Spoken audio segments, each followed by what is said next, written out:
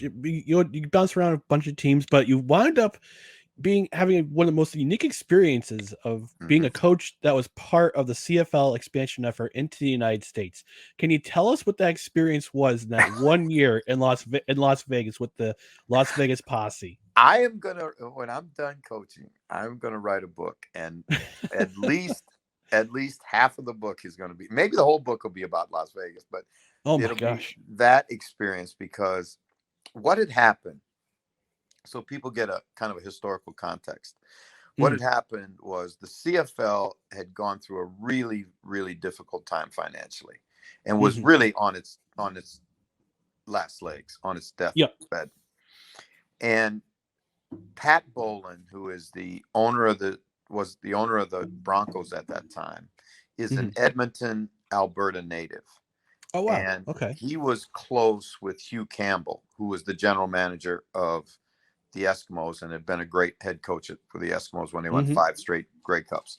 Yep.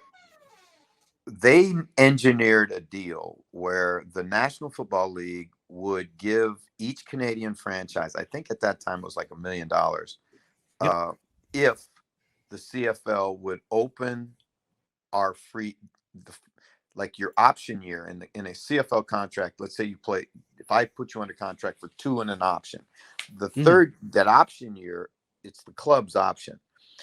But what the NFL wanted was the rights to any CFL player in his option year without restriction, right? Because Okay. hmm there was an agreement between the two leagues that they wouldn't take players under contract from hmm one another. Well, that 500 or $1 million that they gave all the franchise kept the league alive. And then it also, they needed to find a new revenue stream. So hmm what they did was they sold franchises into the United States, because the NFL was not going to expand. And there were a number of rich guys, but they weren't rich enough for the NFL. They didn't have Right. enough money to buy a franchise in the NFL, hmm and there were none for sale at the time anyway. So Sacramento came into the league, Baltimore came into the league, Birmingham came into the league, Shreveport hmm came into the league, San Antonio came into the league, and Las Vegas came into the league. Okay. So a friend of mine calls me and he says, I'm going to take a job in Las Vegas with this team called the Posse. hmm And I said, oh, that's great, man. That's awesome. And he goes, how'd you like to come? And I thought, Vegas? Hmm. Not, nah, nah. There you go. All right. All right. So then I said, who's going to be the head coach? And he said, Ron Meyer. And I went, SMU. I'm in. I said, I'm in. Right. Because as a kid, you know, like as I was leaving college, SMU was just becoming the Pony Express, Yep. right? hmm Dickerson and James, Yep. Jerry Ball. I mean, they were unbelievable. Yep. And Meyer was such a like charismatic figure, right? Yep. And the amazing thing is that Ron had actually been a high school coach at our arch rival high school. Oh wow. Yeah, I mean he played at Purdue. He's from hmm Ohio. He played at Purdue Okay. and then became a high school coach at Penn High School in just outside of South Bend. And Penn and Clay were my high school were the bitter rivals, right? Oh wow. Okay. So I knew of this guy, right, and his slick back hair, and he was the guy that brought the snow machine on the field, the snowblower on the field to clear a place so they could kick a field goal in the Yep. playoffs in the end. I mean, hmm and I said, I got to work with this guy. And I went down there, and Ryan, he was the best. I mean, he was awesome, like hmm awesome. And I was the youngest guy on the staff, and so he called me the kid. So he go, "Hey, Yep. kid," and Ron had a big Cadillac, and so he used to say to me, he goes, "Kid, you should never drive if you can be driven." And so I was his driver, right? So Ryan, he come by my office and he go, kid, let's go. I said, Coach, I got a scouting report. Kid, let's go. And I wherever we so the first goofy experience I have with him is he comes into my office and he goes, kid, let's go. I said, where are we going, Coach? He goes, I'm going to show you our practice facility. Well, I'd only been in Vegas for like 3 weeks, right? Mm-hmm. And I hadn't seen anything other than the Strip and the office. Okay. Because the office was on Flamingo Road, right off the Strip. And so he drives down the street. I'm driving down the Strip, taking directions the whole way, right, left, so we get to the Riviera Hotel, which is right on the Strip.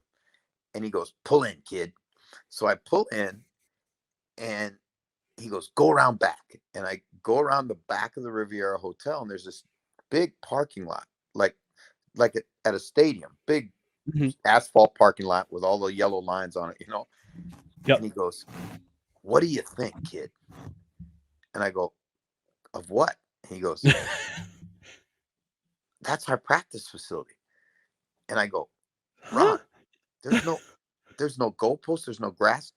He goes, kid, this is Vegas. Things happen in Vegas, right? So I go, what? And he goes, so then he tells me what and honest to God, they did there. This is so goofy. But in the next 2 weeks, they took a bunch of 2x8s and they basically built like the world's biggest sandbox. And they put black dirt down. Then they laid sod over the top of it, brought in some temporary bleachers. And that's where we would practice during training camp, because the Riviera became our team hotel, right? So our guys are going down the elevators to go out to practice with their helmets and shoulder pads on. And there's, Mom and Pop Smith from Paducah, Kentucky, going down to play the slots on the same. It was bizarre. Like, it was like completely mad. And if you went to the casino, they would give you a chit for like a gin and tonic or something, and you could go out and watch us practice. In the middle of the day in Las Vegas in July, and it's like 113 outside. But it was just like that's what life was like in Vegas. And at that time I was riding a motorcycle, and that was my only form of transportation. So I'm driving this motorcycle and driving Ron's Cadillac. And I'll tell you one more Ron Meyer story, because this one's like, and I swear this is true. We practiced. Our offices were on Flamingo Road. And if you know Vegas at all, Flamingo extends a long way. And then the University of Nevada, Las Vegas football field is out of the town. It's not in town. It's outside the old field that they played at that time. They play in the Raiders facility now. But so that's where we practiced. We had fields out there, and that's where we practiced. So it would take you 25 minutes to get out to practice. Well, one day we're getting ready, preparing to go to practice, doing our practice scripts and all that stuff. And, we're all in our coaching gear. And Ron walks in my office and he goes, let's go, kid. And I said, Coach, I'm just about, let me get my practice script. Come on, kid, we got to go. So I gather up my stuff and we get in the car and I'm driving him out to practice. And on Flamingo Road, there's a casino, kind of a local casino called Sam's Town. And we're driving past Sam's Town and he goes, kid, pull in. And I go, Ron, don't we got to go to practice? I said, kid, pull in. So I pull in, right? And he goes, I feel lucky, kid. And I'm like, Ron, what about practice? And he goes, come on. And I swear, Ryan, I swear this is true. We go into the casino, and Ron loved craps. I mean, he loved craps. So we get to the crap table, and here are all these people on holiday or whatever they're doing, right? At the crap table, and two guys in shorts and coaching shoes at the other end of the crap table. Oh no. He starts throwing dice and winning, Oh right? my. And winning. And so in Vegas, when anybody gets hot on the table, like people will come to the table and kind of watch, right? Yeah. And so Ron, he used to say things like, he told me, this is one of the other things he told me. He goes, kid,